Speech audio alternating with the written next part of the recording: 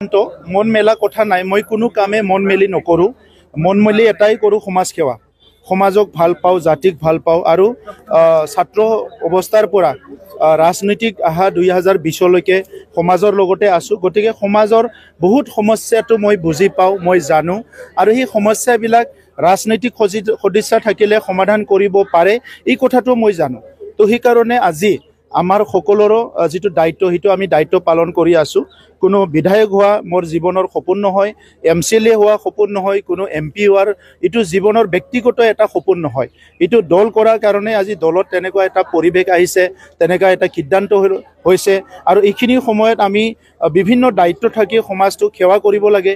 চ' এই হিচাপে আজি আমি বিভিন্ন সময়ত ইলেকশ্যন কণ্টেষ্ট কৰিছোঁ, কেতিয়াবা কণ্টেষ্ট কৰা নাই, জাতিৰ কাৰণে কাম কৰিছোঁ, ৰাইজৰ কাৰণে কাম কৰিছোঁ। গতিকে এই সিদ্ধান্ত লৈ UPPL দলে বড়োলেণ্ডৰ 26টা জনগোষ্ঠীক আগুৱাই নিয়াৰ কাৰণে বড়োলেণ্ডৰ 26টা জনগোষ্ঠীৰ সমস্যাটো কাউন্সিল লেভেলত সমাধান কৰা, এছেম্বলি লেভেলত সমাধান কৰা আৰু লগতে আমি এইটো পাৰ্লিয়ামেণ্টৰ পৰ্যায়ত এইটো সমাধান কৰাৰ কাৰণে, মজিয়াৰ সমাধান কৰাৰ কাৰণে UPPL দলে সদায় কাম কৰি যাব।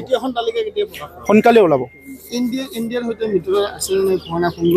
মই এতিয়া আমিতো যিটো 15টা চিট যেতিয়া দিম, তো গতিকে ইয়াত আৰু মিত্ৰতা কিবা কিবি এইবিলাকতো বহুত বেছি ইম্পৰ্টেণ্ট নহয়।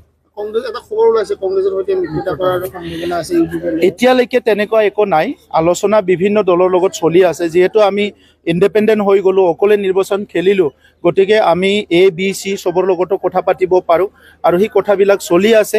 আৰু যিহেতু সময় আছে, গোটেই কেণ্ডিডেট ডিক্লেয়াৰ হোৱাৰ পিছত, গোটেই নমিনেশ্যন দিয়াৰ পিছত, ইয়াৰ পিছত যেতিয়া কেম্পেইন ফুল্লি আৰম্ভ হ'ব, তেতিয়া এই অংকবিলাক কাৰ লগত কেনেকৈ কি হ'ব এইটো আপোনালোকে গম পাই যাব। এতিয়ালৈকে ঘোষণা কৰা নাই, গতিকে ঘোষণা কৰাৰ লগে লগে মই নিজৰ তৰফৰ পৰা অভিনন্দন জনাম। আলোচনা হৈছে, বহুত আলোচনা হৈছে। গতিকে প্ৰত্যেকটো আলোচনাৰে কিবা এটা ৰিজাল্ট ওলাব সেইটো নহয়, আলোচনাটো হৈ থাকে। চ' আজি আলোচনাটো পজিটিভৰ কাৰণে হয়, নেগেটিভৰ কাৰণে হয়। আমাৰ কাৰণে যিটো ভাল আমি এইটো কৰিছোঁ।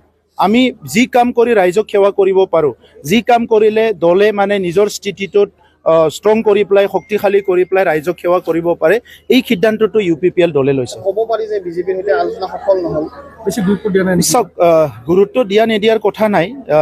গুৰুত্ব আপুনি ল'লে গুৰুত্ব পায়, গুৰুত্ব নল'লে গুৰুত্ব নলয়। কিন্তু সিদ্ধান্তটো চাওক, আজিৰ BTCৰ 40টা সমষ্টিত আমি নিৰ্বাচন খেলিছোঁ আৰু আমি 15টা যিটো সমষ্টি আছে, আমি তাত নিৰ্বাচন খেলিম। যদি আমি এলায়েন্সত গৈ পেলাই এটা দুটা চিটত খেলোঁ, বাকী চিটৰ মানুহবিলাক কি কৰি থাকিব? গতিকে UPPL দলে আজি যদি আমি গোটেই চিটটো নেখেলোঁ, আমাৰ বিভিন্ন অঞ্চলত থকা আমাৰ সমৰ্থকসকলে, ৰাইজ যিসকলে UPPLক মনে প্ৰাণে ভাল পায়, সেইসকলে ক'ত ভোট দিব?